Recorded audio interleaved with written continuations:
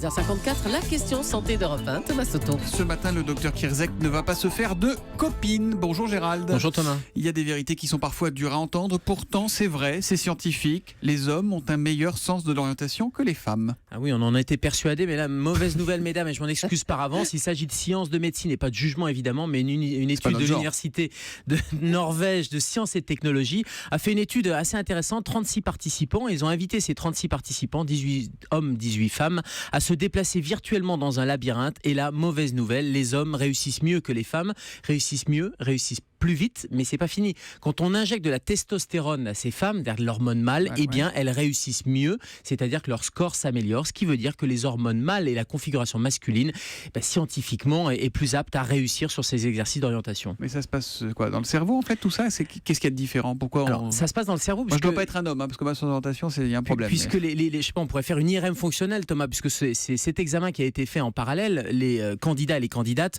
ont eu une IRM fonctionnelle, c'est-à-dire le cerveau en fonctionnement. Eh bien, les zones activées chez les hommes et chez les femmes sont différentes. Et ces zones, c'est l'hippocampe chez les hommes, c'est une zone qui est responsable de la mémoire et de la navigation spatiale. Eh bien, cette zone s'active plus dans ces exercices que celle des femmes, qui elles vont utiliser une partie anatomique un peu différente, le cortex frontal, c'est-à-dire à l'avant du cerveau. Donc il y a une vraie différence anatomique. Ça veut dire qu'on n'a pas le même cerveau ou qu'on n'utilise pas nos cerveaux de la même manière? Ça veut dire alors déjà, on n'a pas le même cerveau, hein, la taille est différente. On sait que la répartition entre matière grise, matière blanche est différente. Et là, c'est plutôt au bénéfice des femmes, puisqu'elles ont plus de matière grise.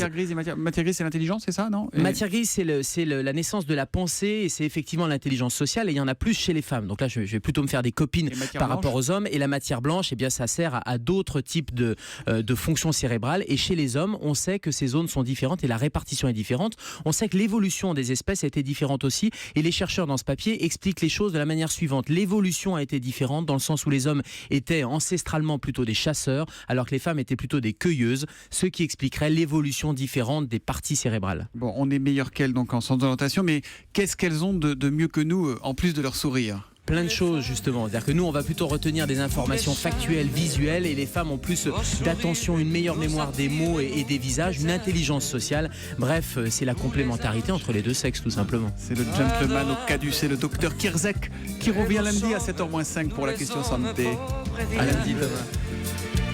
Avec des milliers de roses, on vous entoure, on vous aime sans le dire, on vous Julio Iglesias s'invite dans la matinale, La question santé d'Europe. on sent qu'on est vendredi. On est ouvert.